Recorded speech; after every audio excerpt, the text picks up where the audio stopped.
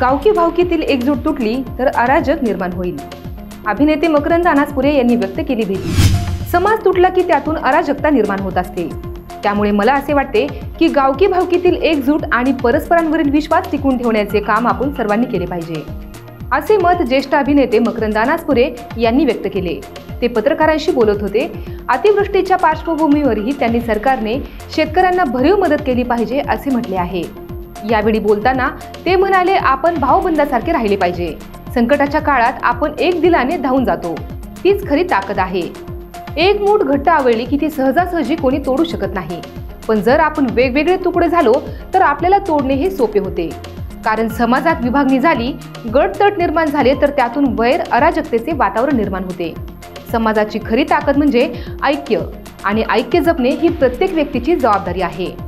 गावोगाव पिढ्यानपिढ्या जोपासलेले भावबंध टिकून राहिले तरच संकटांना सामोरे जाणे शक्य होईल। त्यांनी यावेळी शेतकऱ्यांच्या व्यथाही मांडल्या। यंदा पावसाचे प्रमाण सरासरीपेक्षा जास्त झाल्यामुळे खरीप हंगामात मोठ्या प्रमाणावर नुकसान झालेले आहे। उमेची पिके पावसामुळे उद्ध्वस्त झाली असून अनेक शेतकऱ्यांचे आर्थिक गणित कोलमडलेले आहे। शेतकरी दिवसागणिक कष्ट करून शेती करत असतो, मात्र निसर्गाचा कोप पडला की त्याचे संपूर्ण परिश्रम पाण्यात जातात। या पार्श्वभूमीवर शासनाने शेतकऱ्यांची आर्थिक मदत करणे ही काळाची गरज असल्याचे त्यांनी स्पष्ट केले।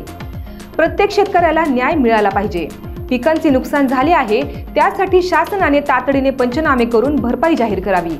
शेतकरी बांधव संकटात सापडलेले आहेत, त्यांच्या जीवनात स्थैर्य आणण्यासाठी मदत आवश्यक आहे।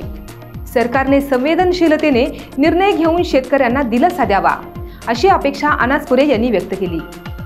अशाच महत्त्वपूर्ण बातम्या पाहण्यासाठी पाहत रहा लोकाशा न्यूज आणि आमच्या चॅनलला लाईक, सबस्क्राईब आणि शेअर करायला विसरू नका।